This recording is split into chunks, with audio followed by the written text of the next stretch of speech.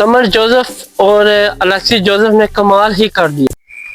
अस्सलाम वालेकुम, मैं हूं नासिर अली। आप देख रहे हैं क्रिकेट एनालिस्ट विद नासिर। उम्मीद है आप सब खैरियत से होंगे। जितने भी न्यू सब्सक्राइब हैं उनको हम खुशामदीद कहते हैं, और जितने भी न्यू सब्सक्राइब हैं उन सब का शुक्रिया कि आपने मेरे चैनल को विजिट किया और मुझे सब्सक्राइब किया। इसी तरह जो भी मेरे चैनल को देख रहा हूँ, सबसे रिक्वेस्ट है कि आप मेरे चैनल को सब्सक्राइब करें, बेल आइकन को मस्ट प्रेस करें ताकि मेरी आने वाली वीडियो आप तक बआसानी पहुंच सके। नाज़रीन, जैसा कि आपको मालूम है, ऑस्ट्रेलिया टूर पे है वेस्ट इंडीज़ के, और सेकंड टेस्ट का आगाज़ है, और इसी हवाले से हम कुछ मालूमात आप तक शेयर करेंगे। और जैसे कि डे 2 की बात करें तो ऑस्ट्रेलिया ने सेकंड इनिंग स्टार्ट की हुई है और 45 रन की लीड है। और अगर ऑस्ट्रेलियन स्कोर बोर्ड की बात करूं तो 11 रन पे 12 रन पे 2 खिलाड़ी उनके पवेलियन लौट के हैं डे 2 में। अब देखना होगा डे 3 में ऑस्ट्रेलियन बैटिंग लाइनअप क्या परफॉर्मेंस दे सकती है, और क्या वेस्ट इंडीज के बॉलर अपना जादू अगेंस्ट से जगाएंगे। तो चलिए डे 3 के हवाले से हम आपसे कुछ डिटेल शेयर करते हैं। तो नाज़रीन, डे 3 का आगाज हुआ और ऑस्ट्रेलिया क्या रहे कि इनिंग का स्टार्ट की या सेकंड इनिंग स्टार्ट की तो कैमरन ग्रीन के साथ नथन लायन क्रीज पे मौजूद थे। अगर इन दोनों के स्कोर बोर्ड की बात करूं तो कैमरन ग्रीन 6 रन पे साथ क्रीज पे मौजूद थे और नथन लायन 2 रन बनाकर उनके साथ क्रीज पे मौजूद है। तो इन दोनों ने इनिंग का आगाज किया और कहने के आगाज थोड़ा सा अच्छा था क्योंकि नथन लायन बॉलर हैं तो वो ज्यादा देर कह लें कि क्रीज पे टिक नहीं सकते। उन्होंने बड़ी अच्छी मज़ामत की है और कैमरन ग्रीन के साथ अच्छा स्टार्ट दिया है। अगर इन दोनों की मैं बात करूं तो दोनों की पार्टनरशिप 24 रन रही और उसके बाद वेस्ट इंडीज को ब्रेक थ्रू मिला नथन लायन की सूरत में।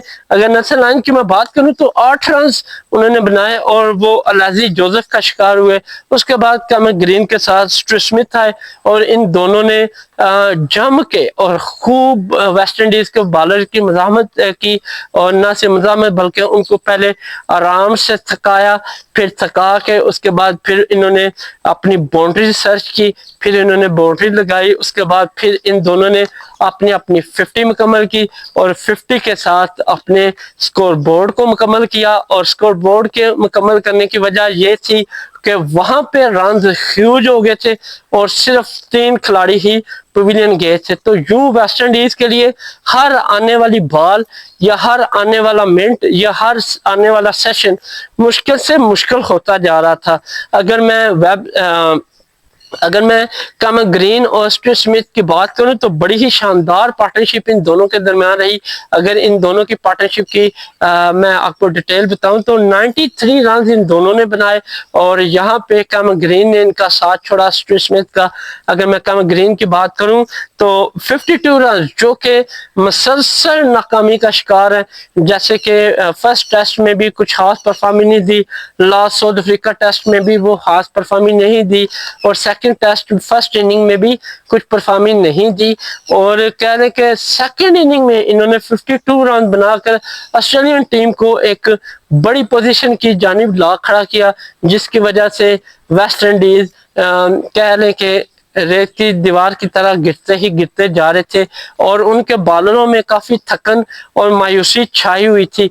उसके बाद अगर मैं बात करूं स्टीव स्मिथ का, ट्रेविस हेड के साथ कह लें कि पार्टनरशिप का आगाज हुआ और इन दोनों ने बड़ी ही शानदार पार्टनरशिप लगाई।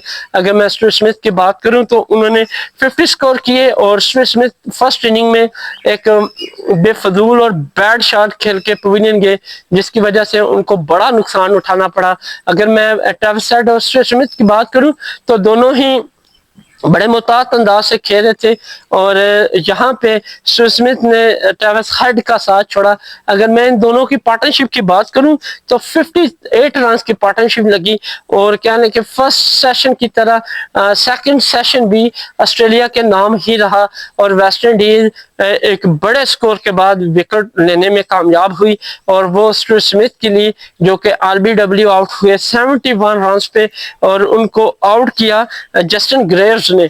तो यूं एक बड़ा नाम था और वेस्ट इंडीज को कुछ सहारा मिला कि अब स्टीव स्मिथ आउट हो गए हैं, जिसकी वजह से हम कुछ रन को रोकने में कामयाब हो जाएंगे।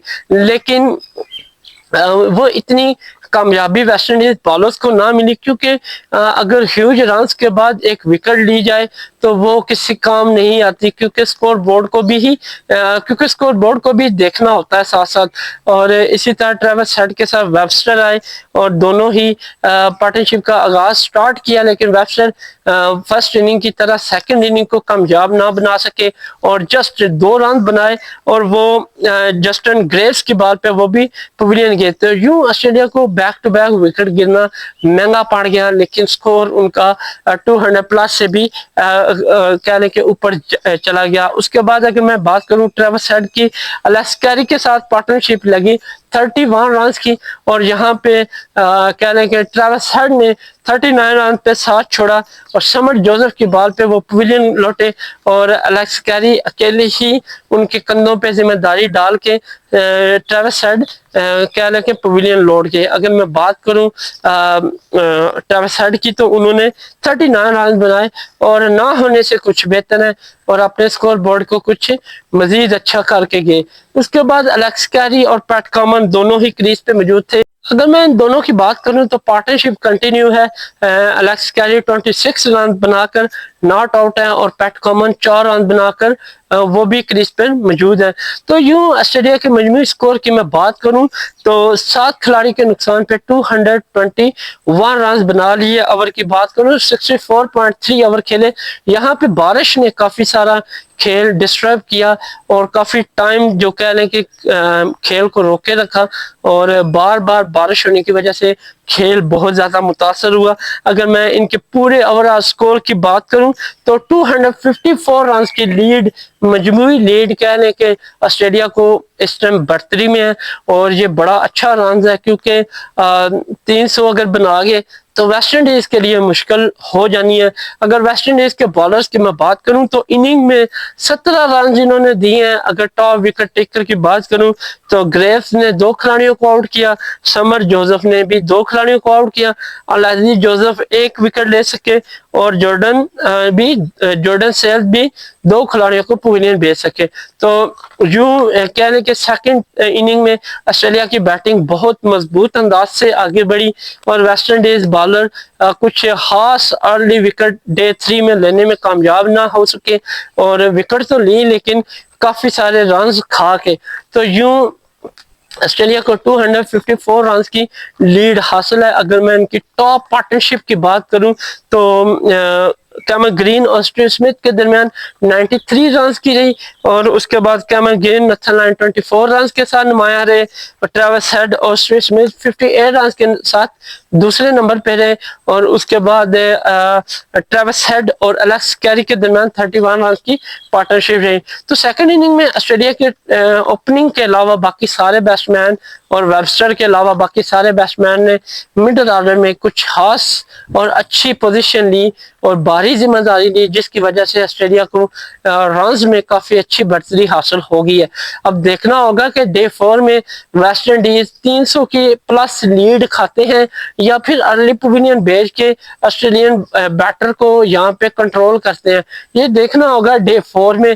اگر بارش، میں وہی کہہ رہا ہوں کہ اگر بارش نے ویسٹ انڈیز کو نہ بچایا تو پھر ویسٹ انڈیز کے لیے سیکنڈ ٹیسٹ بچانا بہت ہی مشکل ہو جانا ہے، اور اگر پیٹ کامن اور الیکس کیری کے درمیان لانگ پارٹنرشپ 50 کی بھی لگی تو پھر بھی ویسٹ انڈیز کو بچنا ناممکن ہے تقریباً، کیونکہ جو لاسٹ ڈے 4 اور ڈے 5 ہے اور اس میں اوور بھی ایکسٹرا کھیلنے ہیں، اور دیکھنا ہوگا کہ کون سی ٹیم اچھی پرفارم دیتی ہے۔